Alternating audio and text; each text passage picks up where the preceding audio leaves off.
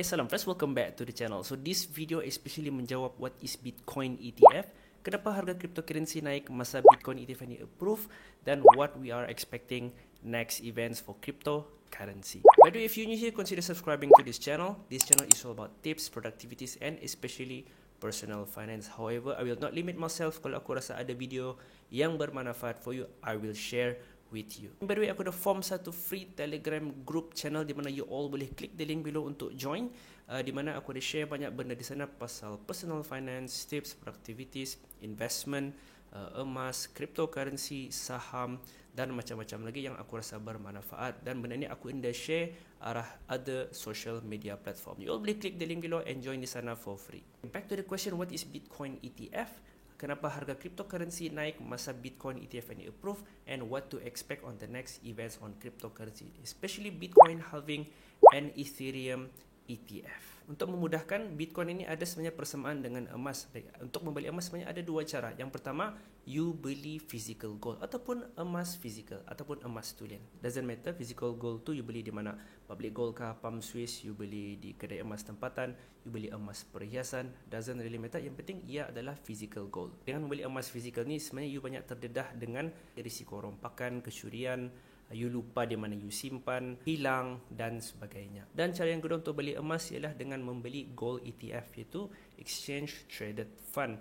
So artinya ETF ini you bukan membeli emas sebenar lah, you bukan membeli emas physical gold. Artinya you membeli unit emas sahaja, di mana emas itu ialah dengan mengikuti harga semasa emas physical. You indah own emas tapi you own unit sahaja. Artinya you cuma membeli emas menggunakan duit you, dan bila you ada untung, you cuma duit you saja. Nada emas involved di sini, nada emas physical involved di sini. So dengan gold ETF ini, ia sesuai untuk orang yang malas menguruskan emas, malas membeli emas, malas menyimpan emas, malas membeli safe box.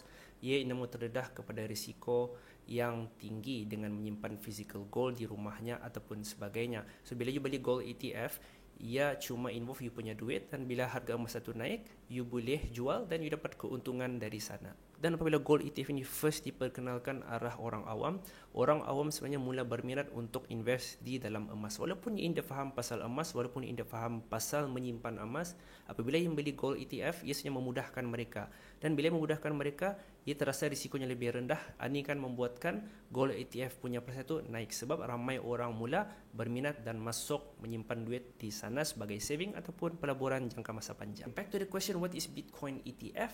Sama macam emas, bila you beli emas, you kena pilih tempat yang sesuai, bukan scam. Sama juga macam kripto, bila you ingin beli Bitcoin, you kena pilih crypto exchange yang benar-benar tulen.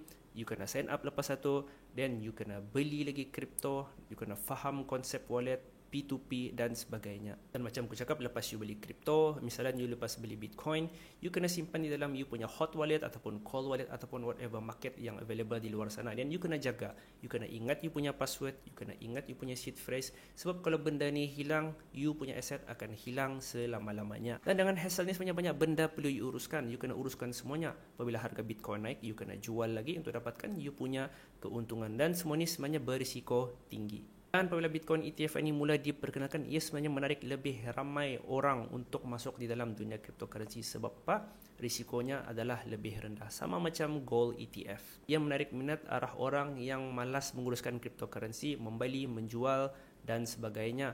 So ETF ini ia sama juga macam gold ETF, di mana you membeli unit crypto atau unit Bitcoin atau. So you tidak perlu menyimpan you punya Bitcoin. So you don't own any Bitcoin, you don't own any cryptocurrency, but you own the unit dalam berupa paper sahaja.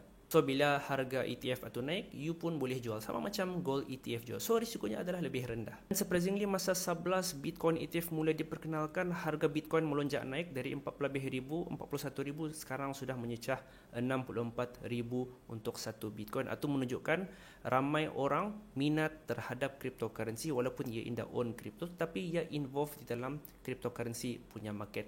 Ini adalah untuk orang yang malas menguruskan cryptocurrency tetapi mau involved in the business. So two things will happen dalam dunia cryptocurrency in 2024 insyaAllah. Yang pertama itu Bitcoin halving, which may happen in April, dan yang kedua ialah Ethereum ETF approval. Tadi sudah Bitcoin ETF, now it's Ethereum ETF. So what do you think will happen to the price of cryptocurrency? Your Bitcoin kah, your Ethereum? What do you think the price will be? Put your comments in the section below. So I hope that answered the question. Hope to see you on the next video. Assalamualaikum. Bye bye.